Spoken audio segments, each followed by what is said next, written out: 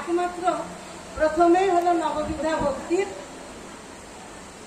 শ্রবণ।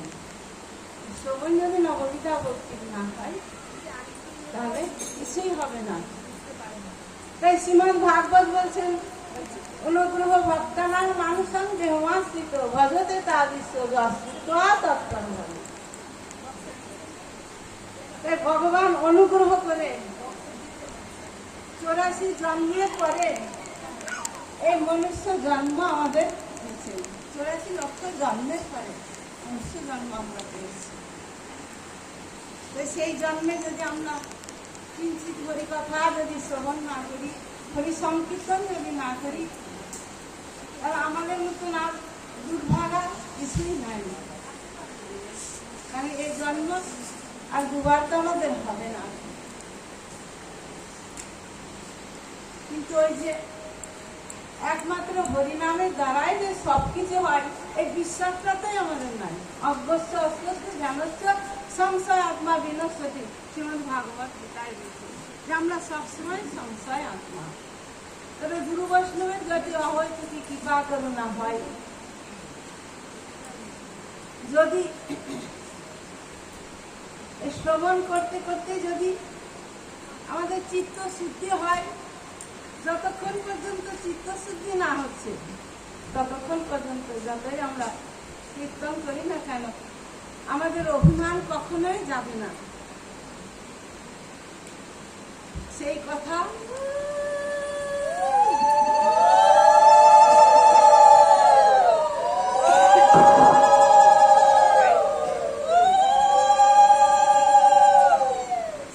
আমাদের প্রমাণ করে দিচ্ছেন। এখন একদিন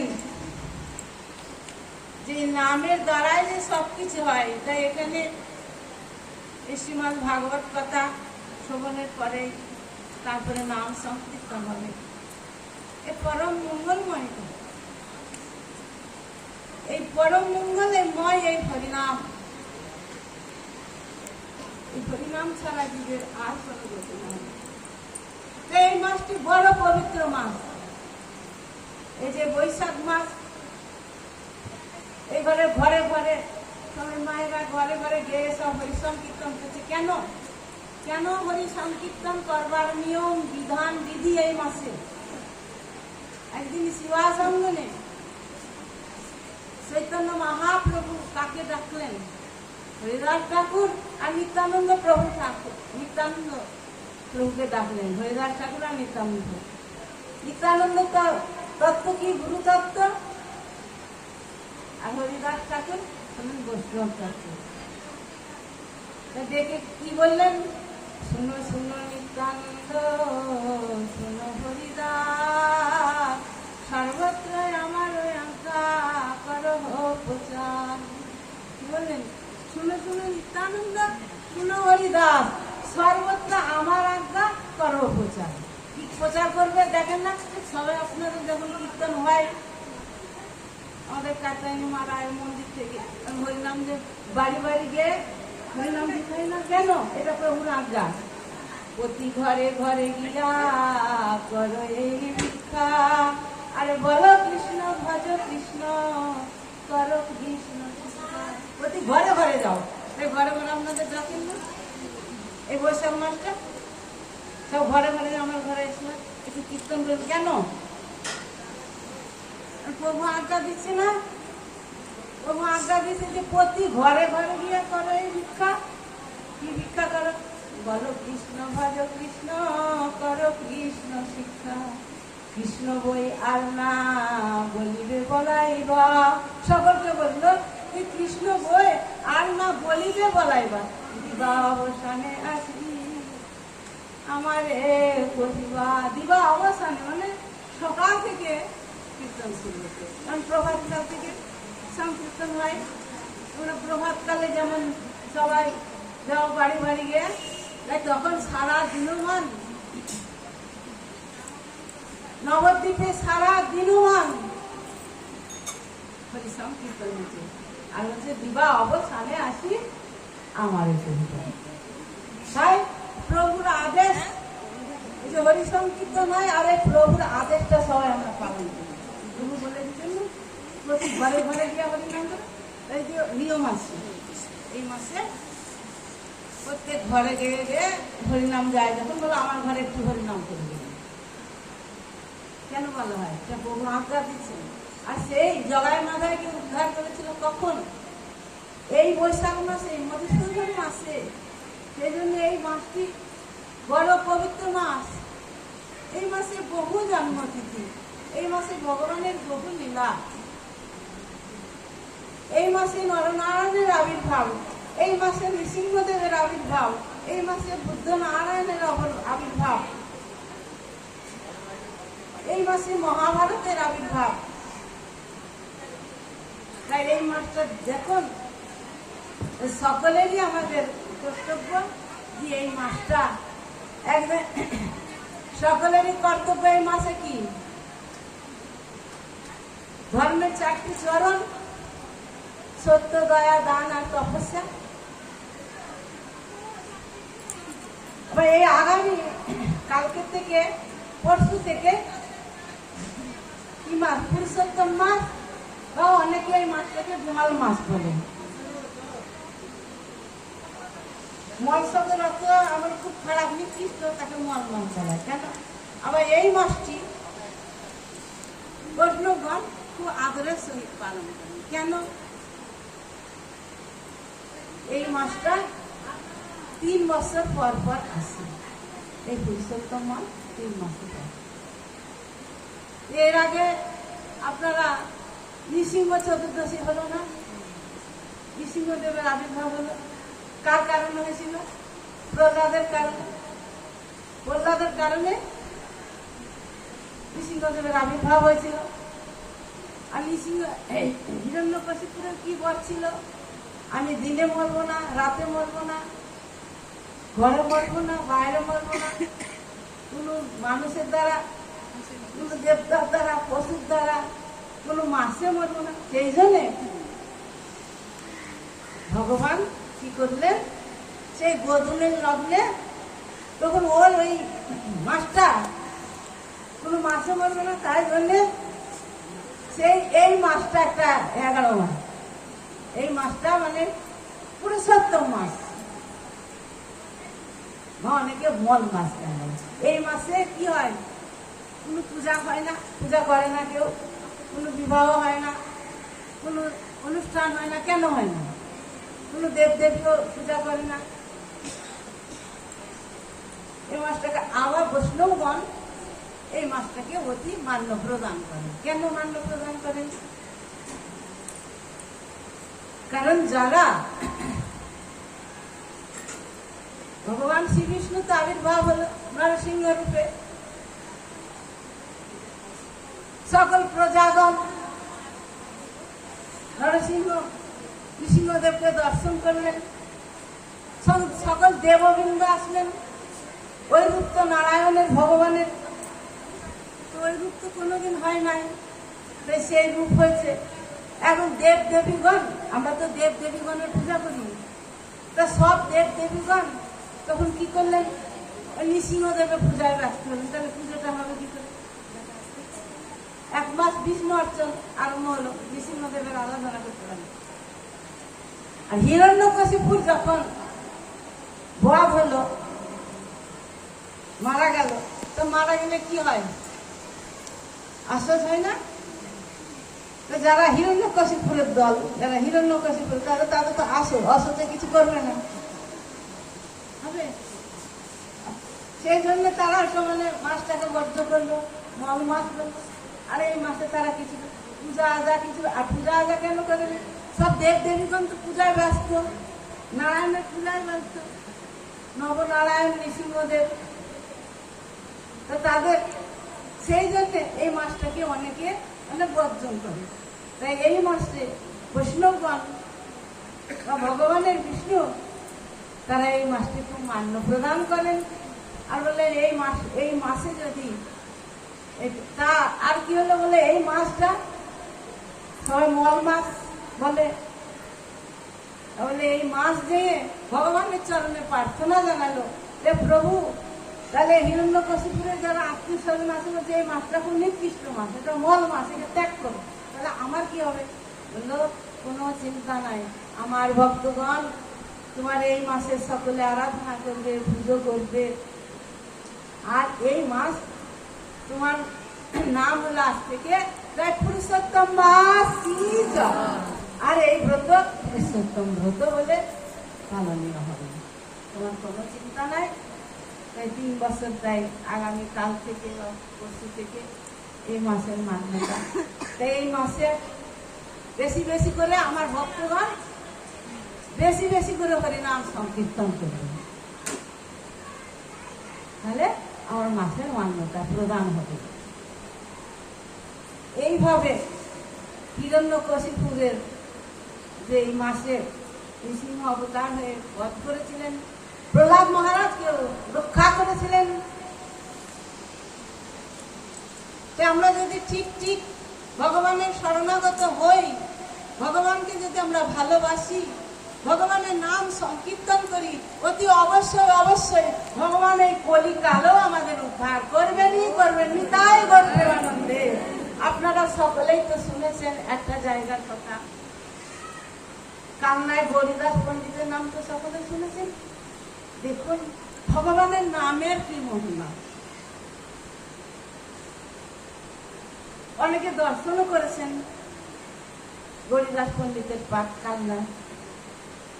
তো সেই গৌরীদাসের পণ্ডিতের এক শিষ্য ছিল রসিকানন্দ প্রভু। সে রসিকানন্দ প্রভু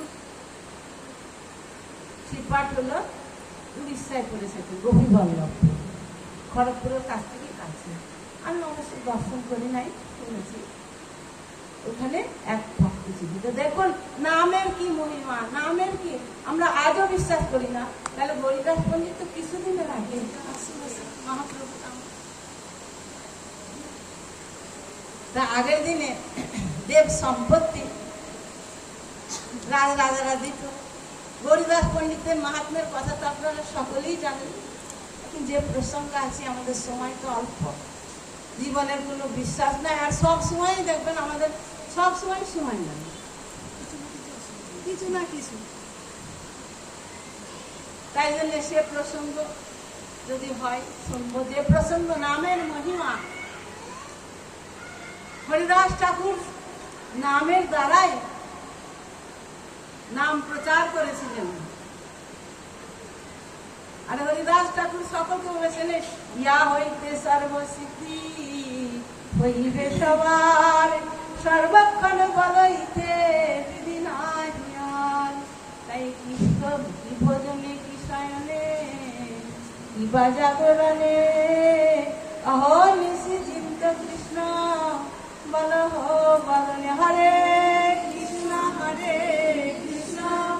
কৃষ্ণ কৃষ্ণ হরে হরে, হরে রাম রাম রাম হরে হরে। অহর্নিশি চিন্তা করতে বলছেন। সেই যখন হরিদাস পণ্ডিতের মাহাত্ম্য ছড়িয়ে গেল, তখনকার তো জমিদারি আমল, আর তখন মুঘল সম্রাট, অনেক মুসলমানরা জমিদার। এখন সেই হিন্দু রাজা, হিন্দু জমিদার, সে হরিদাস পণ্ডিতকে মাহাত্ম্য কথায় অনেকটা জায়গা দিয়ে দিলেন। এখন যে মন্দির আছে বর্তমানে, সেই মন্দির জায়গা সব ছিল। এখন জায়গা দেওয়ার পরে কিছুকাল পরে মুসলমান যখন শাসনকর্তা এসে ওই জায়গাগুলি সব নিয়ে নিল। তো হিন্দুদের মন্দিরের এত জায়গা থাকবে কেন, সে জায়গা কিছুটা নিয়ে নিল। আর হরিদাস পণ্ডিত যে সেবক আছে, মানে দেখছে যে আমি আর কি করবো। রসিকানন্দ প্রভু তৎকালে খুব বলিষ্ঠ মানুষ, হ্যাঁ,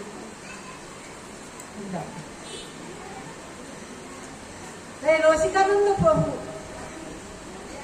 খুব দাপট ছিল। সেই রসিকানন্দ প্রভু কাছে খবর দেওয়া হলো।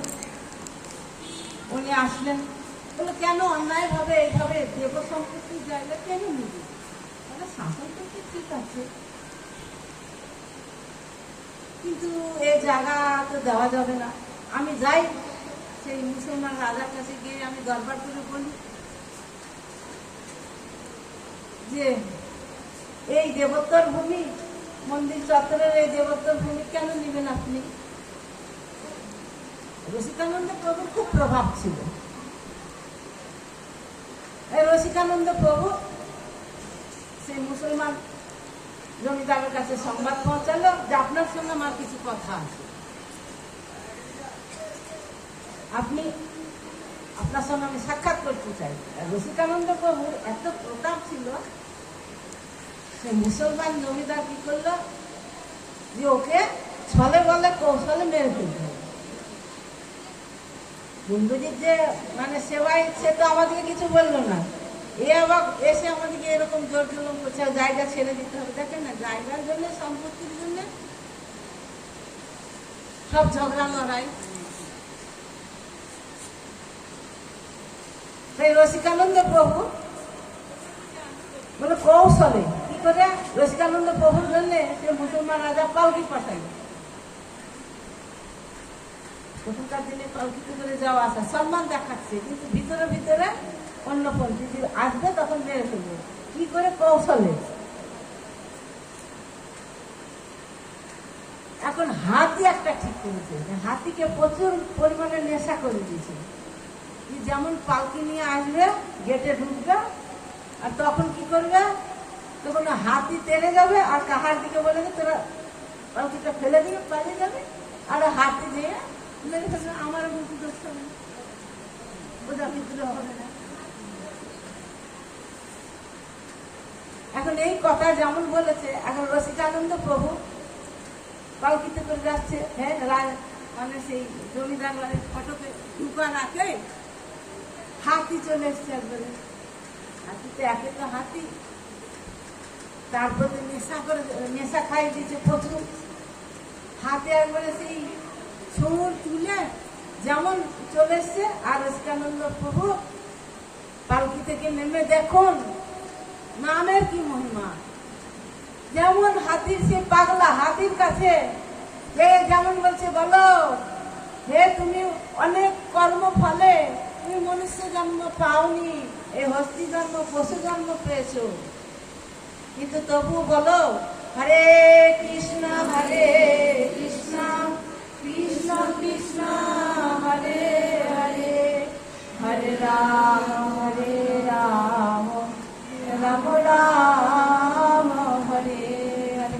যেমন নাম করলেন, আর যেমন হাতির কানে, দেখুন হাতির কানে যেমন নামটা পৌঁছালো, আর অমনি সে মত্ত হাতি সঙ্গে সঙ্গে সে হাতি একবার শান্ত হয়ে গেল।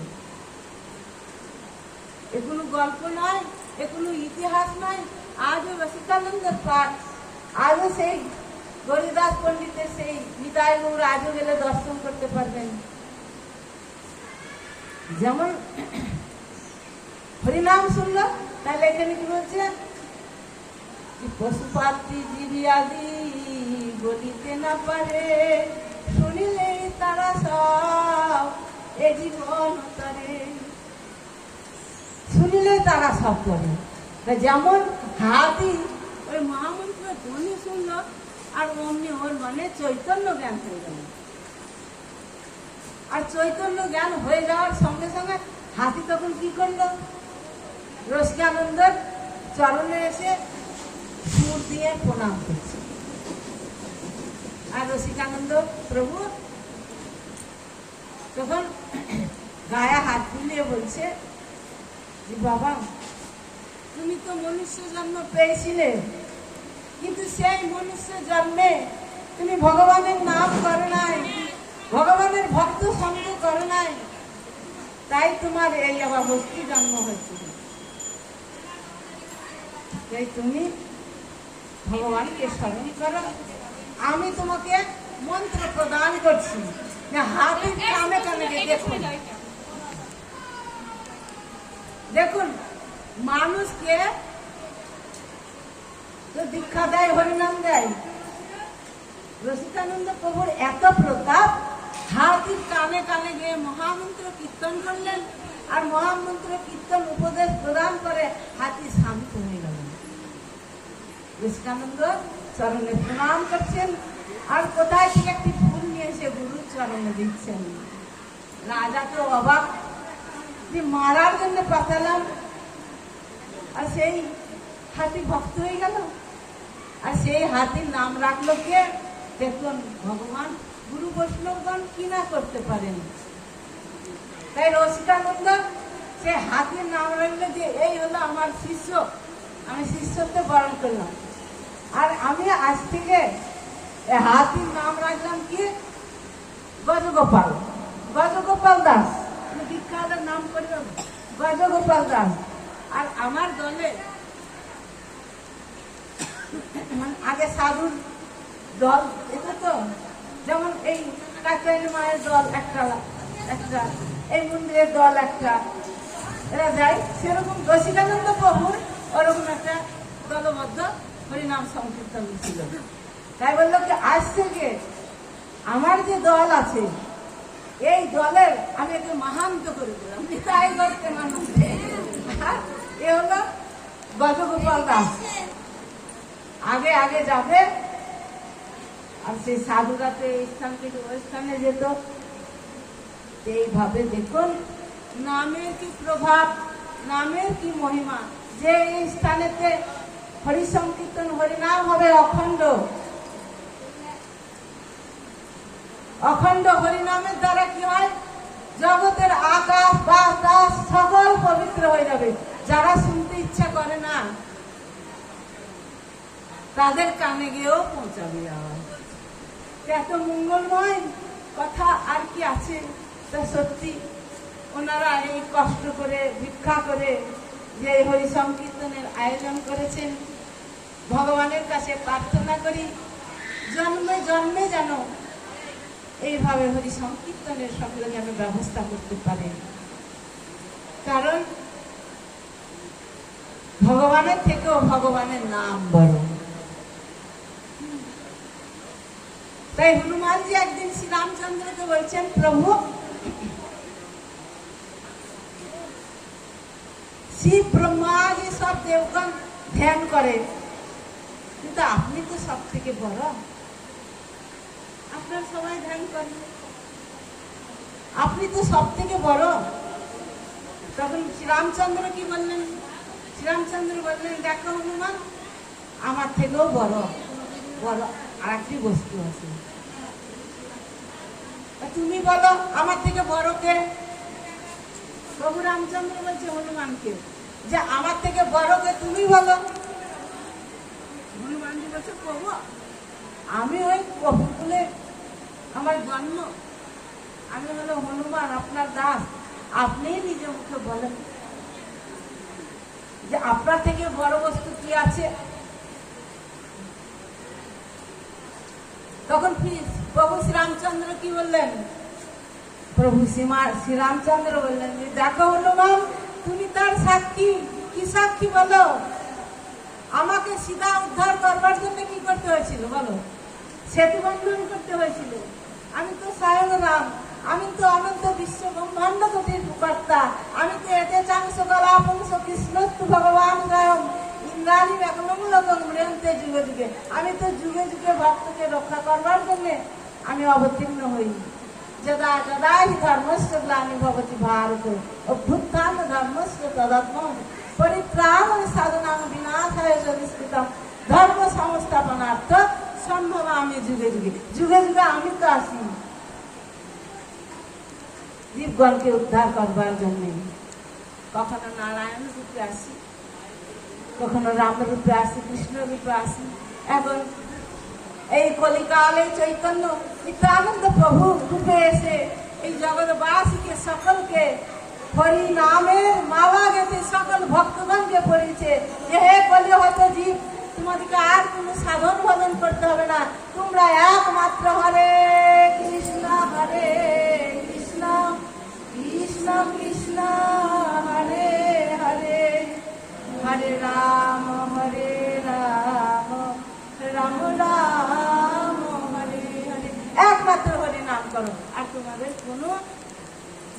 ভজনের কোনো দরকার নাই।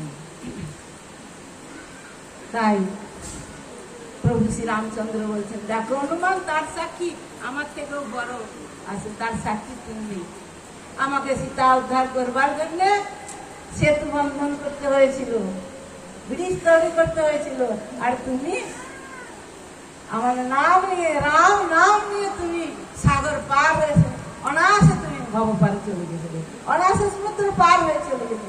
তা আমরা যদি ভগবানের চরণকে আশ্রয় করি, ভগবানের নামকে আশ্রয় করি, ভক্ত সঙ্গ করি, অতি অবশ্যই অবশ্যই আমরা অনায়াসে ভব সিন্ধু পার হয়ে যেতে পারবো। নিতাই গৌর প্রেমানন্দে হরি হরি বল। কিন্তু ওই যে অজ্ঞস্য অশ্রদ্ধ ধ্যানস্য সংশয় আত্মা বিলসতি, আমাদের সংশয় আত্মা নামের প্রতি আমাদের বিশ্বাস নাই। তাই কলিহত জীবের, দেখুন আমি এর আগের দিনও বলেছি যে সব থেকে আশ্চর্য বিষয় এইটাই যে পৃথিবীতে সপ্তম আশ্চর্য আছে, আর তার থেকেও আশ্চর্যের বিষয় যে এই মানব জন্ম পেয়ে দুর্লভ মানসম দেহ দেহিনাং খলভঙ্গর তত্রাপি দুর্লভ মন্যে বৈকুণ্ঠ প্রিয় দর্শন।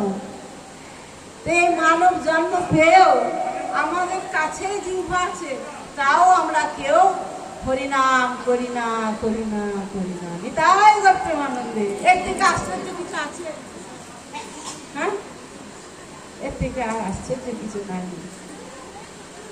তাই এই যুগে দেখুন হরিদাস ঠাকুরের কথা আপনারা সকলেই শুনেছেন যে হরিনাম, এখন তো আমাদেরকে কেউ দেখুন এই হরিনাম করার জন্য আমাকে তো কেউ বেত্রাঘাত করে না। দেখুন হরিদাস ঠাকুর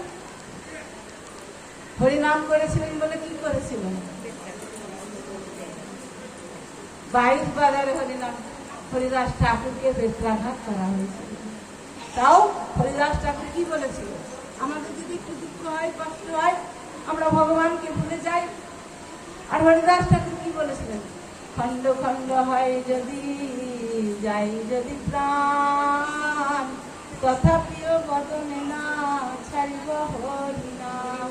হরে কৃষ্ণ কৃষ্ণ কৃষ্ণ হরে হরে, হরে রাম রাম রাম হরে হরে।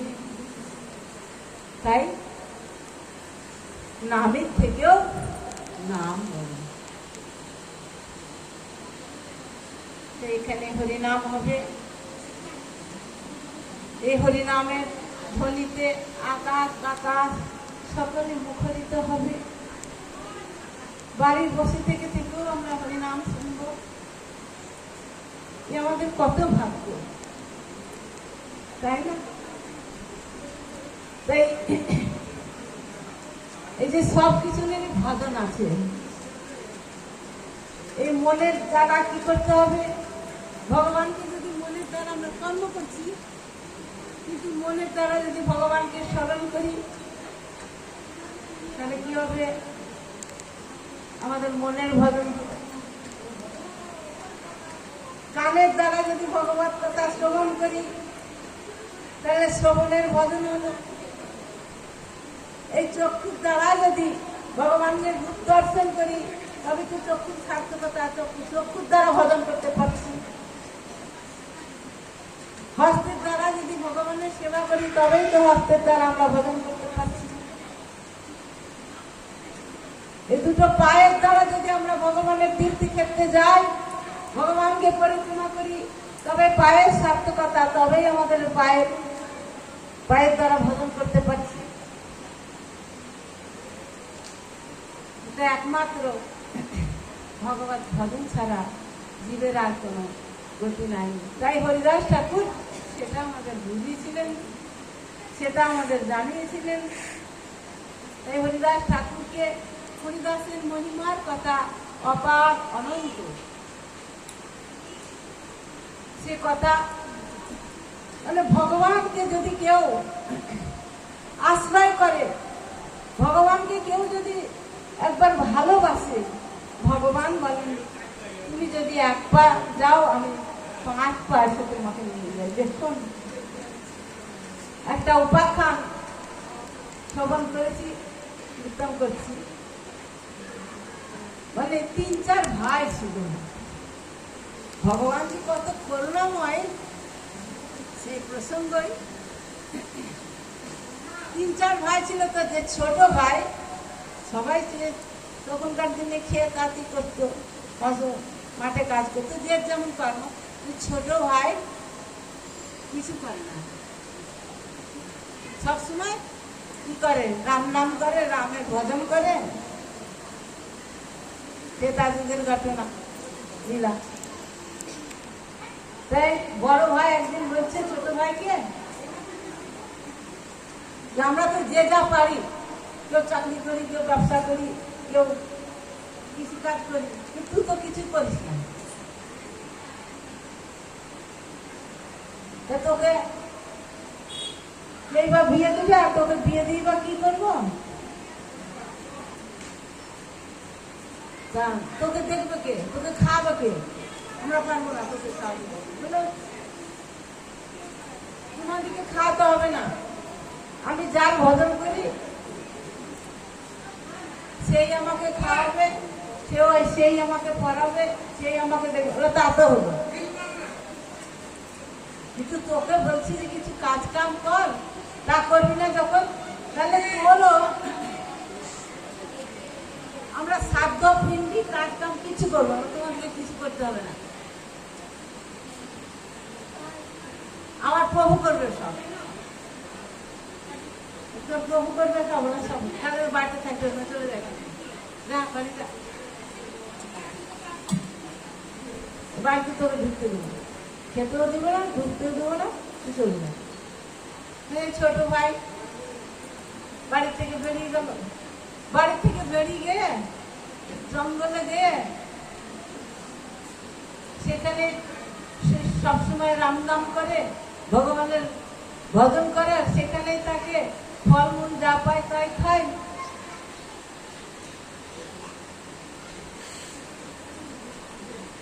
তোর দাদারা বলেছিল যে তুই যখন মরবি, যখন মারা যাবি, তোকে পুরাবে কে? তাও বলে কেন? আমি যখন মারা যাব তখন রামই পুরাবে আমাকে, রামই আমার ক্রিয়া করবে। বললে এবার পাগল, ভগবানকে তাহলে কি 29টি ক্রিয়া করতে আসে নাকি?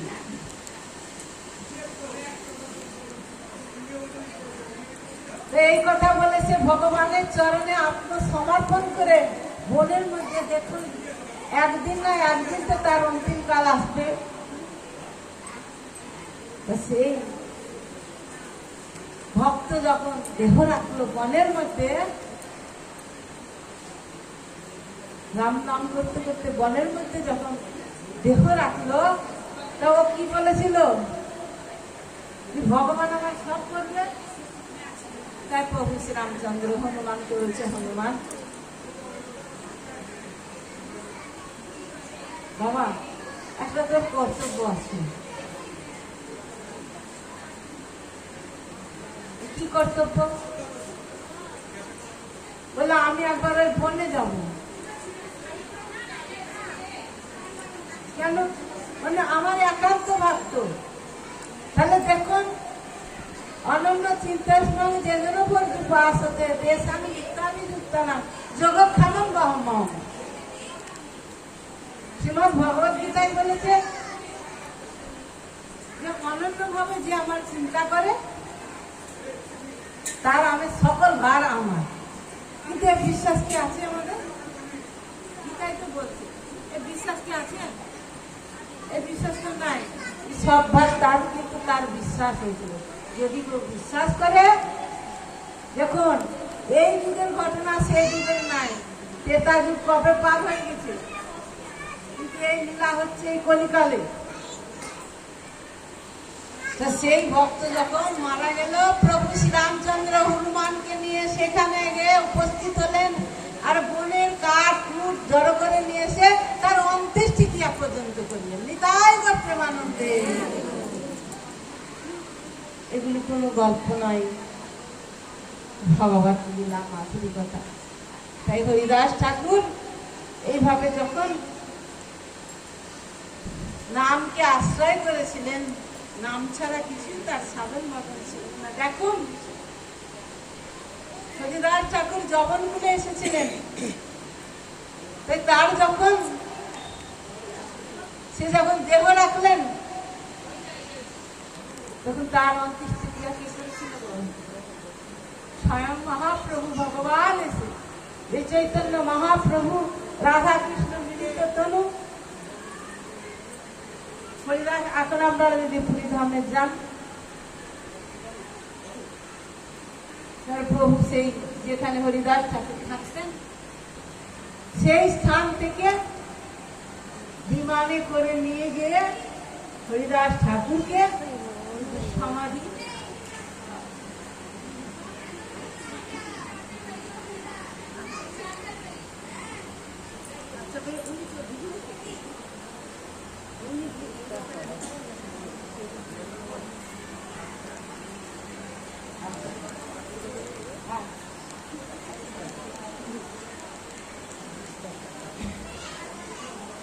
তো হরিদাস ঠাকুর শ্রীমন মহাপ্রভু তাকে অন্ত্যেষ্টি ক্রিয়া করলেন। আর এখন হরিনামের মাহাত্ম্যর কথা শুনুন। হরিদাস ঠাকুরকে একজন বিপ্র, সে ওইরকম হরিদাস ঠাকুরকে জিজ্ঞেস করছেন এই নামের দ্বারাই কি সব হয়? বলে হ্যাঁ, নামের দ্বারাই সব হয়। তাই গ্রন্থ থেকে বলছি, সেই গ্রামটি ছিল হরিনদী গ্রামে এক ব্রাহ্মণ হরিদাসী দেখি ক্রোধে বলে বচন। হরিদাসীকে দেখে ক্রোধ করে বলছেন সেই বিপ্রা যে হরিনামের দ্বারাই সব হয়। হরিদাস ঠাকুর বললেন যে হরিনামের দ্বারাই সব হয়। তখন বললে হরিনামের দ্বারাই যদি সব হয় তাহলে আমি কি করব? হরিনামের দ্বারাই যদি সব হয় তাহলে আমি এই নাক কেটে ফেলব।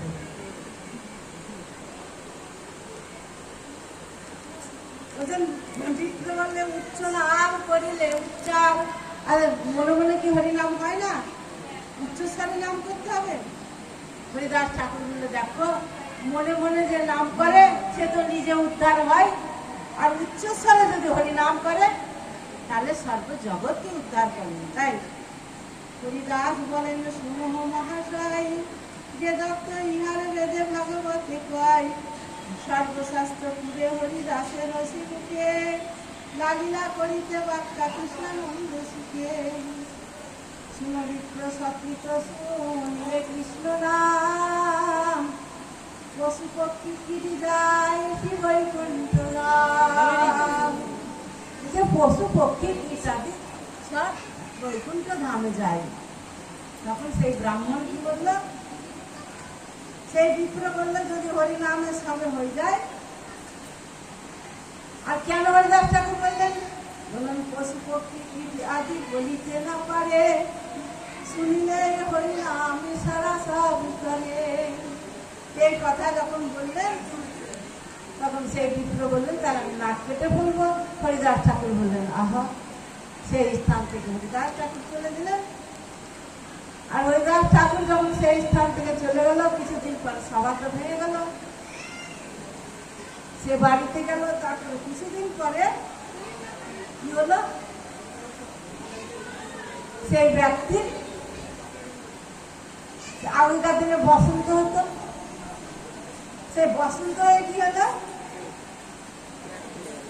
বসন্তে খসিয়া, বসন্তে নাসিকা তার পরিল খসিয়া। বলেছিল হরিনামের দ্বারা সবাই, তখন বলছেন বসন্তে খসিয়া তার, বসন্তে নাসিকা তার পরিল খসিয়া। আর হরিদাস ঠাকুর এলো বলিলে যেন কৃষ্ণ তাহার শাস্তি করিলে হতে নাম। তাই বিষয়েতে মগ্ন জগৎ দেখি হরিদাস, দুঃখে কৃষ্ণ কৃষ্ণ বলি ছাড়ে নিঃশ্বাস। কতদিনে বৈষ্ণব দেখিতে ইচ্ছা করি, আইলের হরিদাস নবদ্বীপ পুরী। এটাই লক্ষ্য মানুষের দেখুন নামের মহিমা কেমন। হরিদাস ঠাকুরকে অবজ্ঞা করেছিলেন সেই ব্যক্তি, কিন্তু তার নাকি খুলে গেলেন। তাই ভগবত মহিমা অনন্ত, হরিনামের মহিমা অনন্ত, হরি কীর্তনকারীর মহিমা অনন্ত। আর যারা হরিনাম শ্রবণ করেন ওদের সাংকেতম পারিভূষণ শ্রবণ হেরণম এ বাবা বৈকুণ্ঠ নাম গ্রহণম অশেষ হলেন। কেউ যদি সংকেত করে, কেউ যদি পরিহাস করে, কেউ যদি উপহাস করে, কেউ যদি ভালোবেসে যদি ভগবানের নাম গ্রহণ করে, সে অশেষ দুঃখ থেকে, অশেষ জ্বালা থেকে, অশেষ অশান্তি থেকে সে মুক্তি লাভ করে এবং অন্তে সেই ভগবানের চরণ পাদকর্ম লাভ করে। তাই করতে মানুষের বাঞ্ছা কল্পতরুভ্যশ্চ কৃপা সিন্ধুভ্যেব চ পতিতানাং পাবনেভ্যো বৈষ্ণবেভ্যো নমো নমঃ। এইখানে রহিল গ্রন্থ অমৃত লাভরি, বদন ভরে সকলে একবার করুণ হরি।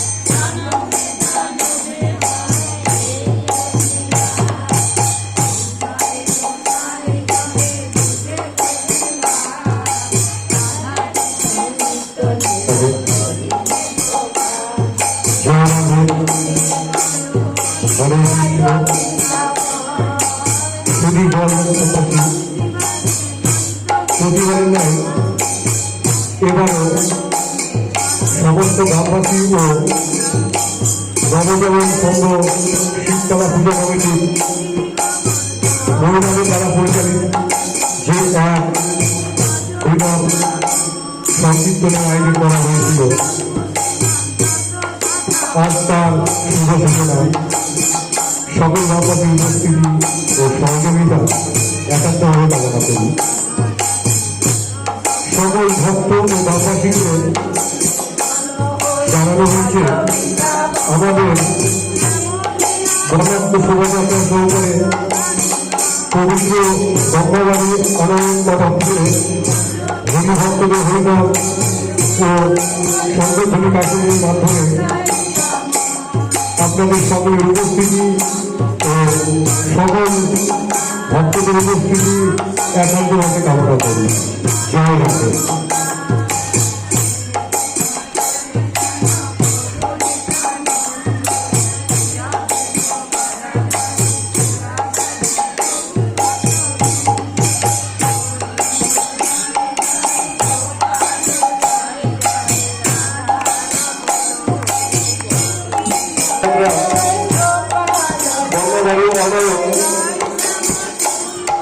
আর কিছুক্ষণের মধ্যেই শুরু হবে সমস্ত গ্রামবাসী ও কমিটির সকল সভ্যবৃন্দদেরকে